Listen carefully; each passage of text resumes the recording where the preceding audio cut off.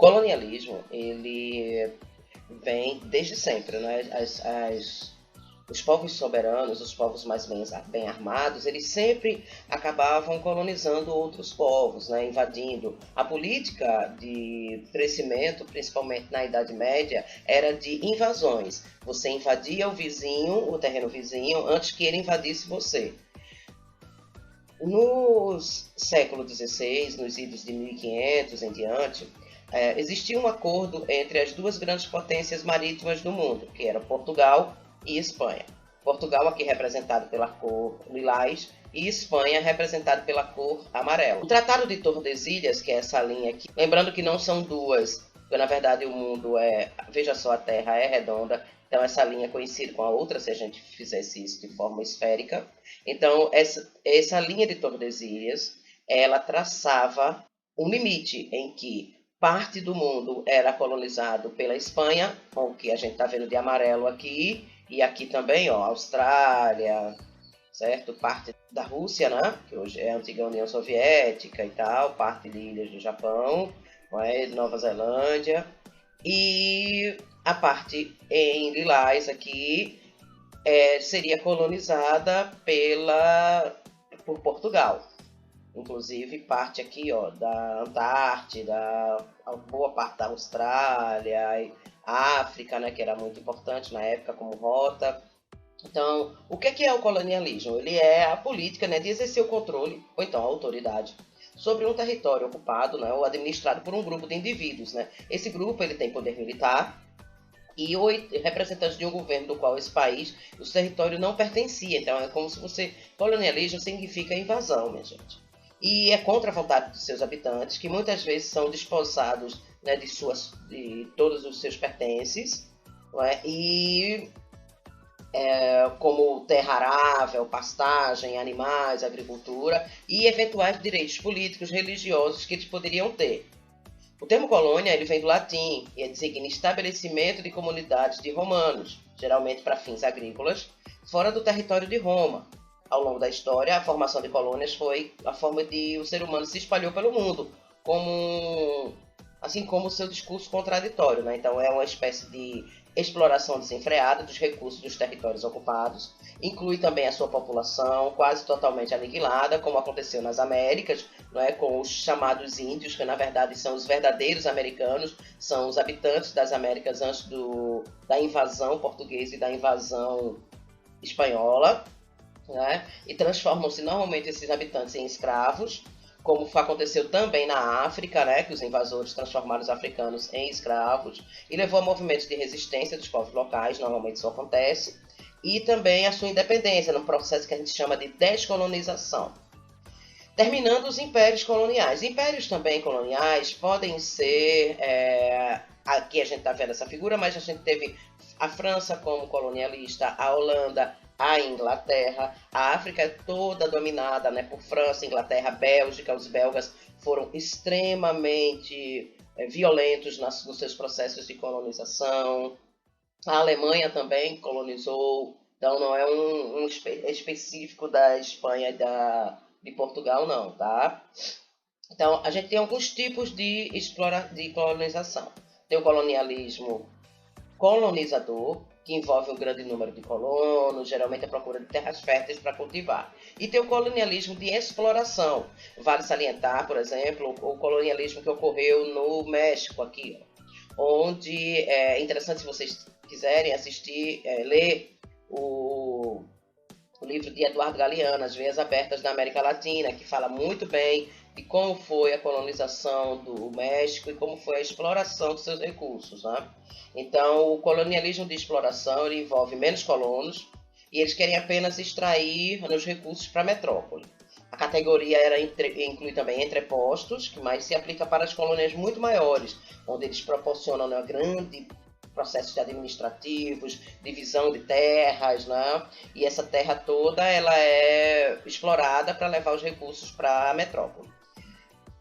A maioria das terras e do capital, tudo é levado para a metrópole, inclusive a exploração dos povos, né, ditos indígenas, né, para o trabalho. Esses modelos eles podem se sobrepor também, você pode ter os dois, né? E nesse caso, as pessoas se mudam para as colônias e os bens são exportados para a metrópole. E tem a colônia de plantation.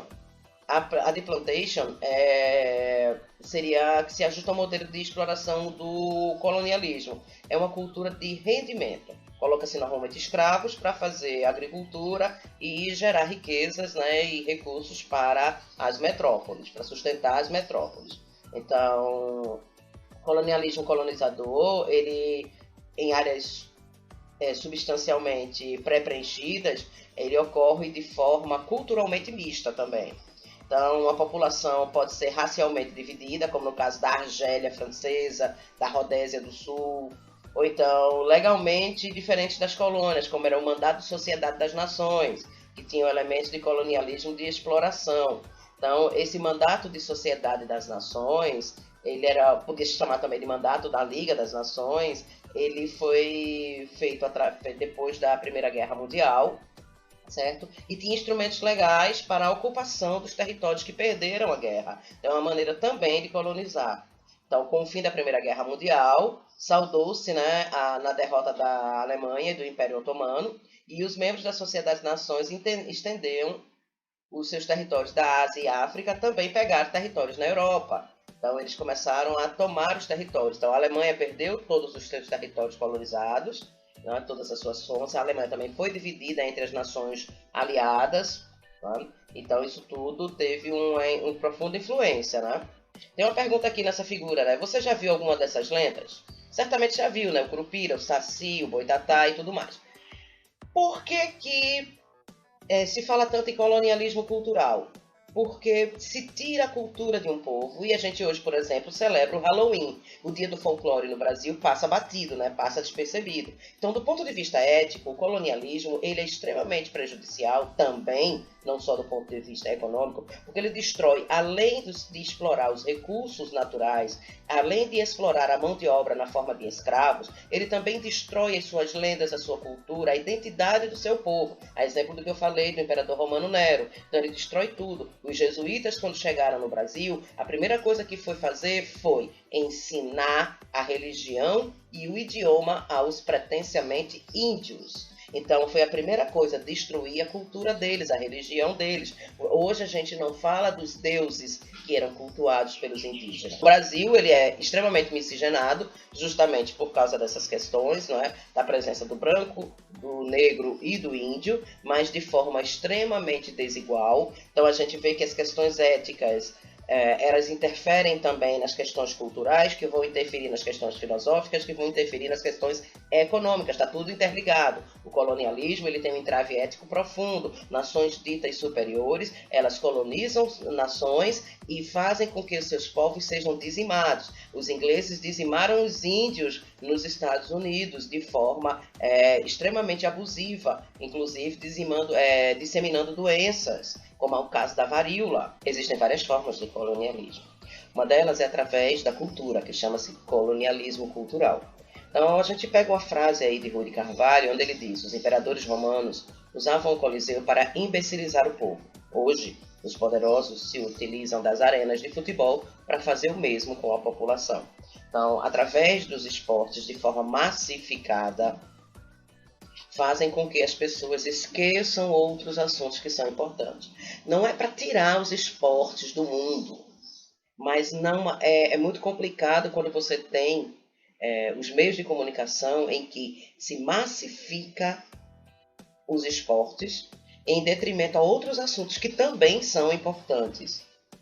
Então a gente deve repensar essa questão.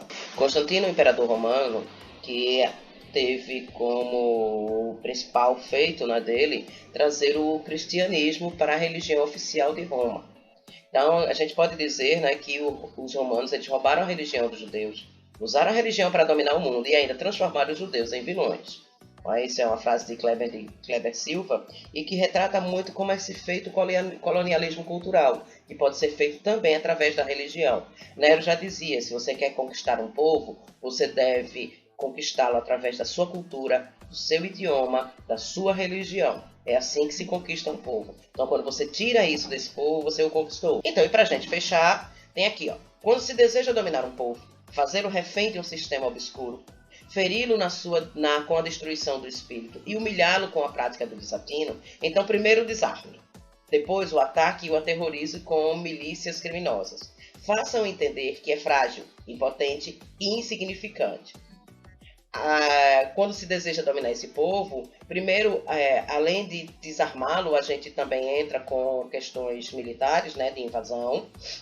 Sempre se proliferam mentiras, é o que a gente fala tanto aqui de fake news, para de forma tal ceifar o povo de todos os seus prazeres, culpá-lo inclusive dos seus problemas sociais, das diferenças de classes, educa-se as crianças para tolerar o mal, orienta-se para curvar-se e jamais reagir aos ataques. Numa questão de colonialismo, se coloniza também o pensamento.